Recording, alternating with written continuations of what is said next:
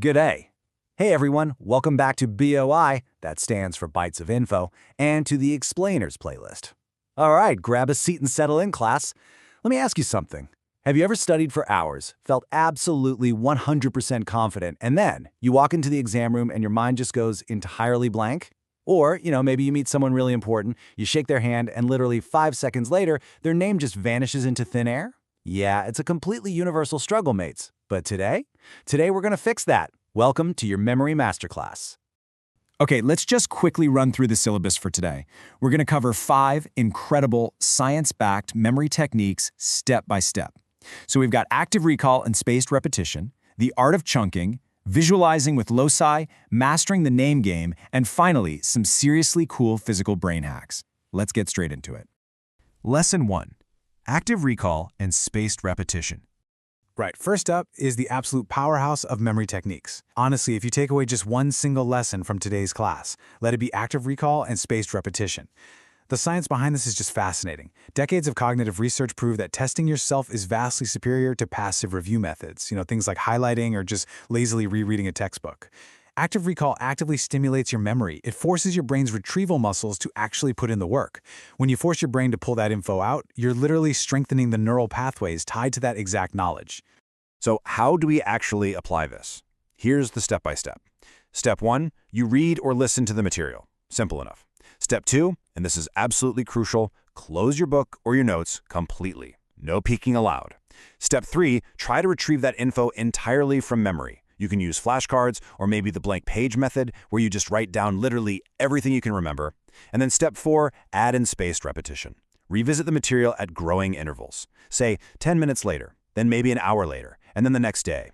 You're basically telling your brain, hey, this is still important, don't throw it out. Now here's the real kicker. Research shows that students who use active recall retain a massive 80% of the material after a week. 80%! Compare that to a measly 34% for those who just sit there and passively read. That is an enormous difference in your learning potential, mates. It's an absolute game changer. All this reminds me of a little joke. I always like to tell people I've got a photographic memory, but unfortunately I always seem to leave the lens cap on. Okay, palette cleansed? Awesome. Let's move on to our next technique. Lesson 2. The art of chunking. Okay, have you ever felt just completely overwhelmed staring at a massive list of information, like a huge string of numbers or an endless list of foreign vocabulary? Well, this technique is your absolute lifeline. It's called chunking. Basically, chunking is grouping individual pieces of data into slightly larger, logically organized units to lower your overall cognitive load. Here's why it works. Our working memory can comfortably hold only about 4 to 7 distinct items at any given time. If you try to jam more in there, your working memory just exhausts itself. So we've got to trick the brain by intelligently packaging the data.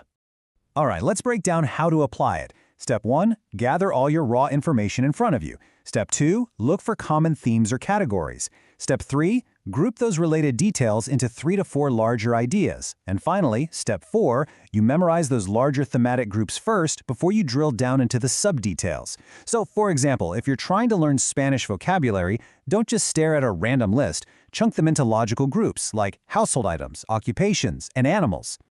This perfectly illustrates the technique in action.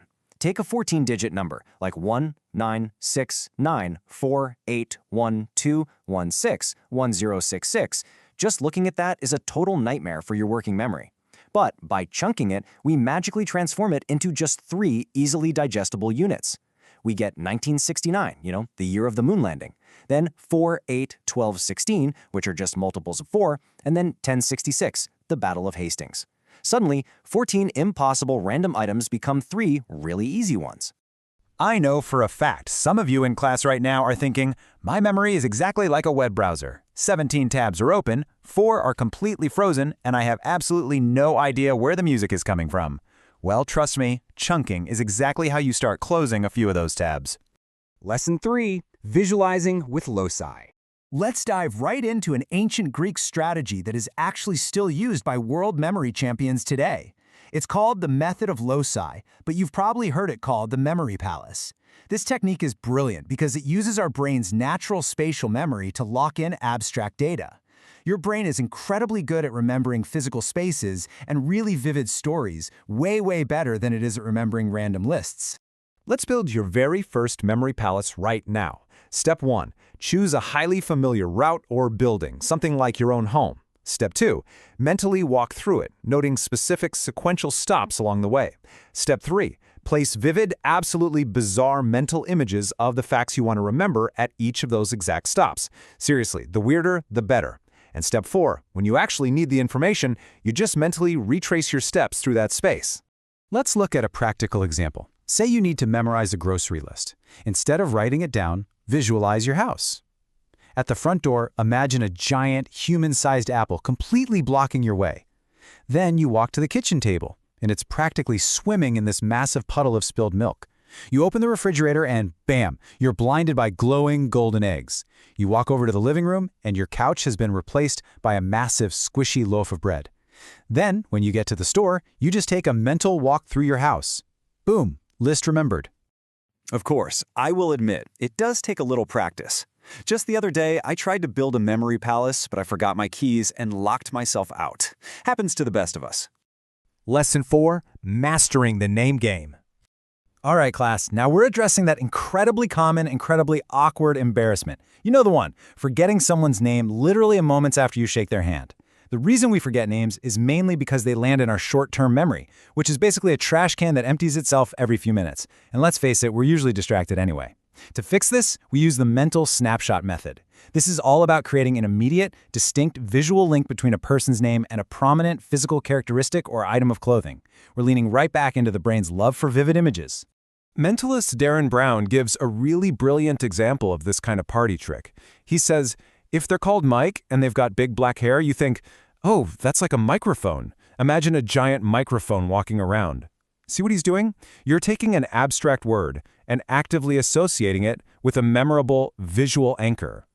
Let's see how this builds into a reliable step-by-step habit. Step 1. Focus completely when you're introduced. Really pay attention to capture the name. Step 2. Instantly create your visual mental snapshot. Meeting a girl named Robin? Picture a little red-bellied bird sitting right on her shoulder. Step 3. Repeat their name out loud straight away, like, "Great to meet you, Robin."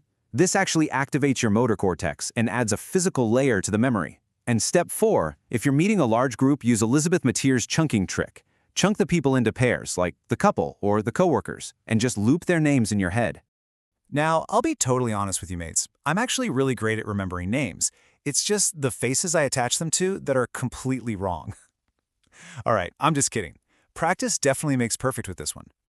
Lesson 5. Physical Brain Hacks. Which brings us to our final lesson for today.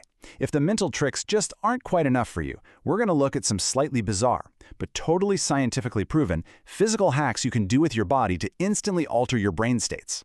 Based on the Harrow model and cognitive neuroscience, it turns out unilateral hand clenching actually alters episodic recall. Listen to this. For right-handed individuals, if you clench your right hand tightly around a ball for 90 seconds right before you study, you actively stimulate your left prefrontal cortex, which is the exact side responsible for encoding and learning new information. Then, right before your exam, you clench your left hand for 90 seconds. That activates the right prefrontal cortex, which boosts your retrieval and recalling. Guys, it literally brought a 66% recall improvement in one university study. Oh, and if you want to enhance your episodic recall, try 30 seconds of rapid horizontal eye movements back and forth. It actually increases interhemispheric communication in your brain. Pretty amazing stuff, right? So class, I'm going to leave you with this question to ponder today. Which memory technique will you use today to unlock your ultimate potential? Go out and put it to the test immediately. Thanks for watching this explainer. Come back next week in the Briefcases playlist for a new explainer. Remember to like and subscribe if you enjoyed and found it useful. Until then, see you next time.